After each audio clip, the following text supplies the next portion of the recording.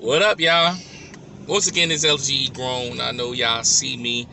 I had a thought in my head, and and because you got these platforms, I'm just glad I'm able to talk about it. And the thought I had in my head, childhoods. Was your childhood? Did you have an okay childhood, or was your childhood was like in your mind a survival? Like you had to survive as your childhood. I'm not gonna hold y'all. My childhood, in general, my childhood was okay. But if I had to really think about it, it wasn't easy. You know what I'm saying? First of all, I grew up as a big kid. I was always a big kid. You know what I'm saying? And you don't get the opportunities that other regular people get when you are a big kid. You know what I'm saying? You know what I mean? And I mean, people are rough. You know what I'm saying? For sure. I think as a big person, you gotta learn to have confidence quick. You gotta learn how to ignore people. You just gotta learn a lot as a big person. You don't get a luxury. Like, I didn't get luxury. I didn't get a luxury as far as in school. I didn't get a luxury of females. You know what I mean? I had to get what I can get in the pick of the litter. Um, um, as far as the crowd, I didn't get a luxury of the crowd per se, as meaning like, you know what I mean? It could have been a group that I thought was real cool and dope, but I didn't get that luxury of being in that crowd because of what I was. Like, at the end of the day, you gotta accept yourself. You know what I'm saying? You know what I mean? These young kids back in the day, they're rough. You know what I'm saying? First of all big kids, they compare all big kids to every fat person. You know what I'm saying? You getting compared to every fat person in the world when it comes to a big kid. I remember growing up, they compared me to Carl Winslow from Family Matters. They compared me to Uncle Phil from Fresh Prince, and I was like, damn. One person compared me to Rikishi. I was like, ain't that a bitch? I ain't even Samoan. I was like, damn, I got compared to him. So you get compared to every big kid when you a big kid. You know what I'm saying?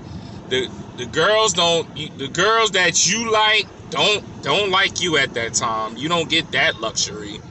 You know what I'm saying? Like, they ain't even looking in your direction. They either looking at the light-skinned brothers, the skinny boys. You don't get them opportunities when you are young. Now, when you get older and you graduate from high school, might be different in high school because now it's a different varieties and different people's type style. You might get a little bit.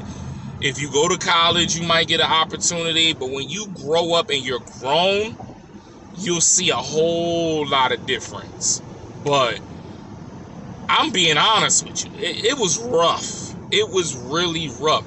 You had to have thick skin to be a big person. I'm being honest with you. You know what I'm saying? You really had to be a big person. You either had to be funny, you had to be doing stuff that you had to be able to be funny, be able to roast back. Like, you had to have something that deflects that you're a big person. You might have to be a class clown. It's mad different things you had to jump to just so you could fit in the crowd. You know what I'm saying? When you get older, of course that die down, because now you done found out who your real friends and who rock with you from day one. You know what I'm saying? They didn't look at you like that. They looked at you like you was one of the, like, once they got to know you, they saw that you was a real cool person. Stuff like that. Like, and it's sad sometimes, but I think, to me, it made me stronger. It made me do a couple things when I got older. First of all, it made me not give a fuck about nothing. That was one thing. It made me have confidence in myself, because if you don't love yourself, then why are you expecting somebody else to love you? That's one thing you also gotta understand. And understanding rejection. You know what I'm saying? People really, I think that's a big thing that people don't understand. Understanding rejection. You're gonna get rejected. That is what it is, but to bounce back from it, that's the big key question. How do you bounce from being rejected? And you know what I'm saying, that just toughens you up as a person. So, you know what I'm saying, I don't wish bad about the childhood. I mean, certain things, you know, it is what it is, but you know, at the end of the day, you just respect it, and you elevate yourself. You know what I'm saying? Like I said, I say I'm bringing Big back. You know what I'm saying? Big boys need love too. You know what I'm saying? I feel like I'm the sexiest big man. That's my confidence. When, like I said, when you got confidence in yourself, that's how you feel. You know what I'm saying? You just, in your mind, that's how you feel. You're not letting nobody depride you.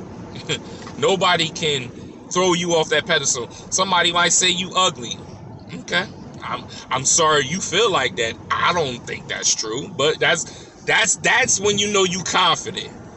That you can bounce back from somebody saying something messed up and be like, okay. You know what I'm saying? She might think of that, but that person don't think like that, or that person don't think like that. That's where in the mindset of where confidence builds you up. But if you hear it constantly, somebody keep downplaying it, then your confidence level is going to go down. So, you know, that's just some moral lessons. You know, I'm just throwing out gems. But, you know what I'm saying? Let me know in the comments, what was your childhood? Was your childhood a struggle? Like, was it easy growing up the way you grew up? You know what I'm saying? Was it hard for you? You know what I'm saying? Let me know in the comments what y'all think, all right? Until next time, you know what it is.